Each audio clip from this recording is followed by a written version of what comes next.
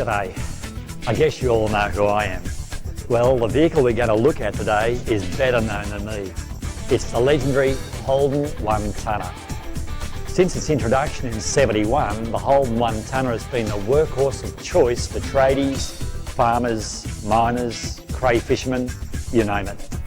In the following 10 years, it's sold in its thousands, and like a true Aussie legend, it just keeps on going.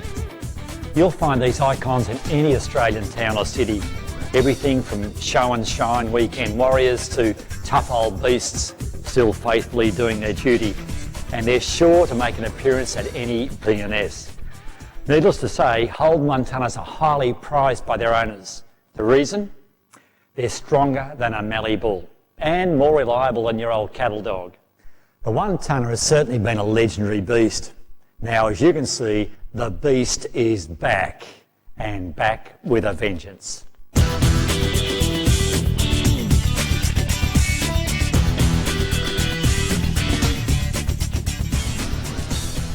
In the next 15 minutes, I'm going to show you why this good-looking beast is a worthy successor to the title of True Aussie 1-tonner. And while other players might try to claim that title, they will never beat the beast.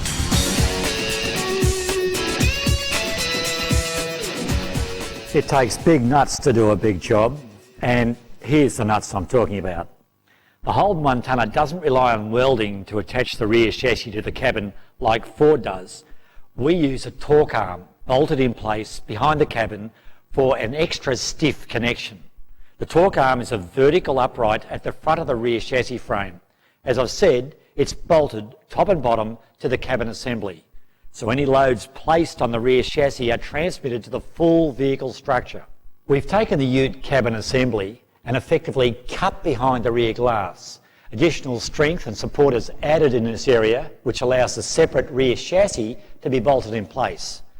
Why use bolts instead of welds? Extra strength. A welded joint only attaches to a surface, but you can bolt through a complete cross section.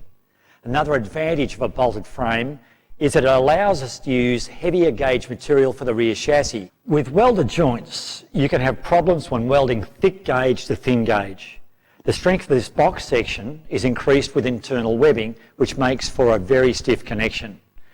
What does this mean to the customer? A vehicle body that feels stiffer with significantly less shake. In other words, it feels more like a car to drive than a pickup.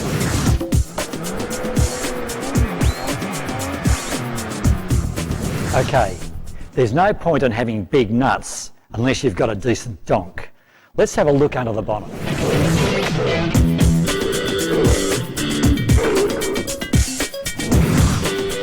As you'd expect, the True Aussie 1-tonner's got more grunt than a feral pig.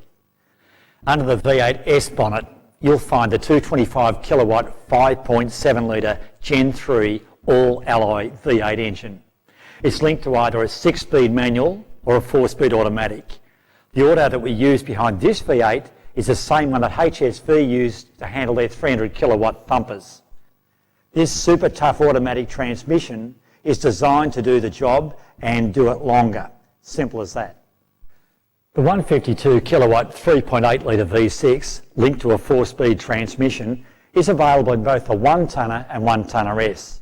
This engine and transmission is the rock-solid combination you're familiar with from the Commodore Ute.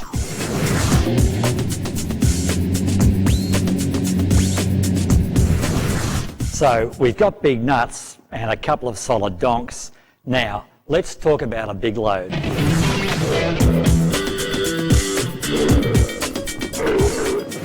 How much load can the Holden 1-tonner carry? As you should know from your training, the gross vehicle mass rating, or GVMR, is the maximum allowable all-up weight of the vehicle. GVMR for the Holden 1-tonner is 2,826 kilograms. Compare this to the Ford's 2,805 for the XL and 2,370 for the XLS in standard trim. The difference in Ford's figures is due to their rear axle ratings. While both the Holden 1-tonner and 1-tonner S have a live rear axle rated at 1,800 kilos, Ford's rear axle ratings are only 1,700 kilos on their XL and 1,260 kilos on their XLS. A 1,700 kilo rear axle is a cost option on the XLS. The 1 tonner's front axles are rated at 1180 kilos, which is 15 kilos higher than Ford's. Now, to determine the payload, we first have to determine the carry capacity. To do that, we take the GVMR and subtract the curb mass rating, which is how much the vehicle weighs. Well, the Holden 1 tonner's curb mass rating ranges from 1483 kilos for the V6 automatic to 1542 kilos for the V8 automatic in S trim. Ford's curb mass ratings range from 1567 kilos on the 6-cylinder automatic XL to 1607 on the V8 automatic XLS. You can see from this chart that the Holden 1 tonner carry capacity truly exceeds that of Ford's. To calculate the payload, that is, how much can be legally loaded on the vehicle, we have to subtract from the carry capacity the weight of any item fitted to the vehicle. For a start, there's the weight of the body to take into consideration, then the weight of the occupants and any accessories that are to be fitted. Use this easy guide from the back of the brochure to make sure you're helping your customer to choose the right vehicle. Incidentally, tow capacity is 2100 kilos for the automatic models and 1600 kilos for the manual. Now, while we're talking load, let's look at where to put it. Say we load 15 bags of cement onto the tray, that's 600 kilos. Place the bags against the headboard and the load is well balanced. 55% of the total vehicle weight is on the rear axle, 45% on the front. Braking and handling are not adversely affected. With the same load directly over the rear axle, 60% is on the rear axle and 40% on the front. Steering and handling will be compromised. With the bags loaded onto the back of the tray, nearly 70% of the vehicle's weight is on the rear axle, only 30% is on the front. Handling and braking will be seriously affected, and you are more likely to exceed your rear axle rating of 1800 kilos. So, load it correctly and you can carry more weight. Obviously, keep the load as low as possible. Spreading it evenly will improve the weight distribution, lower the centre of gravity, and that means better vehicle stability. For maximum payload and maximum vehicle stability and safety, keep it close to the headboard and close to the centre of the body.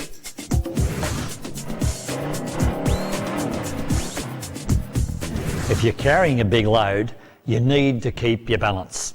Here's what makes 1 tonner the most sure-footed of beasts.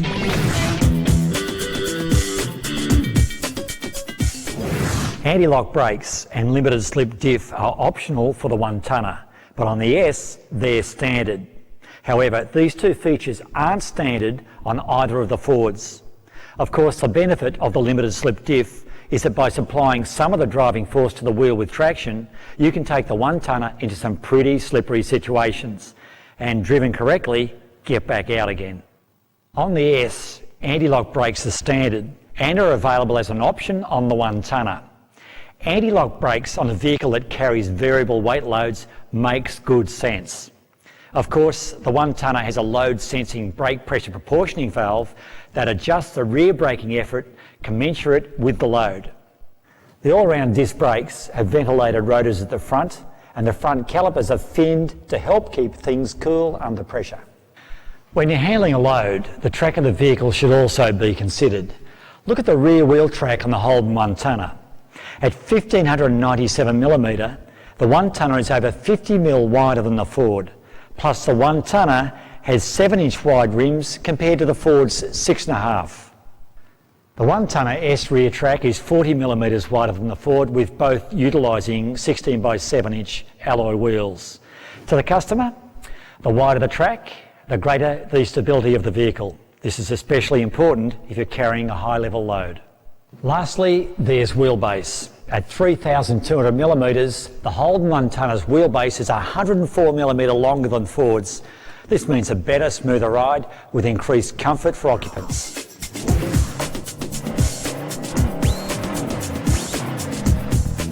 Of course, there's more to comfort than just handling and braking. Here's some 1 tonner features that make every drive feel like a smoker.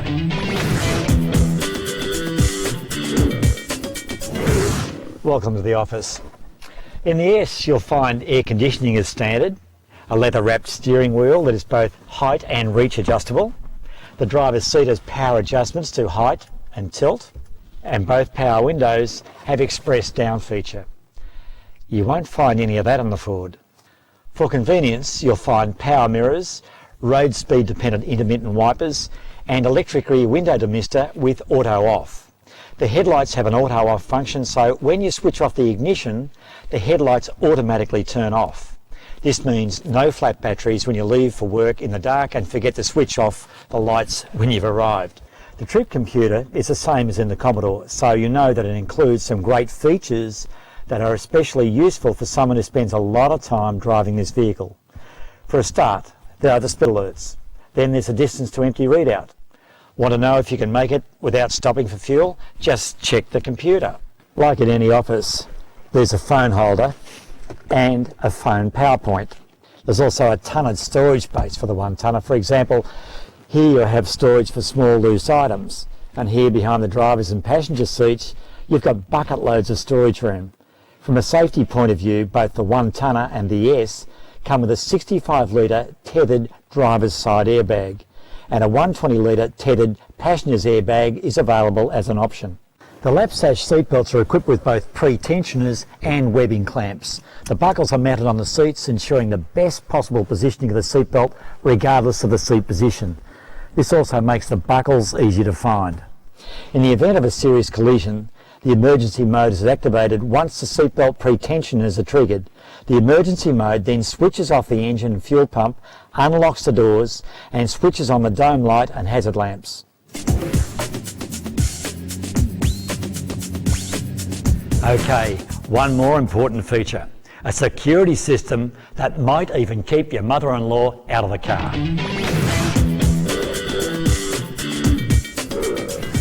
The same security features that you're all familiar with are built into the one-tonner models, with this power key remotely activating the central locking and deadlock feature.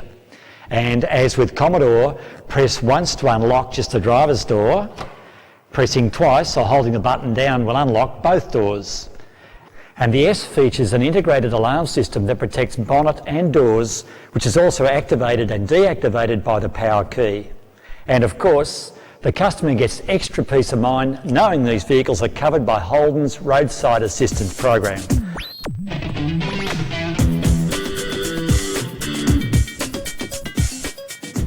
That's all from me. In summary, the legendary Holden one-tonner is built tougher, plenty of grunt, it's got superior load carrying specs, sure-footed handling, high levels of driver comfort and safety, and top-class security. The Holden one-tonner remains the true Aussie one-tonner. We've got it, your customers want it. It's your job to help every potential customer to become a Beastmaster.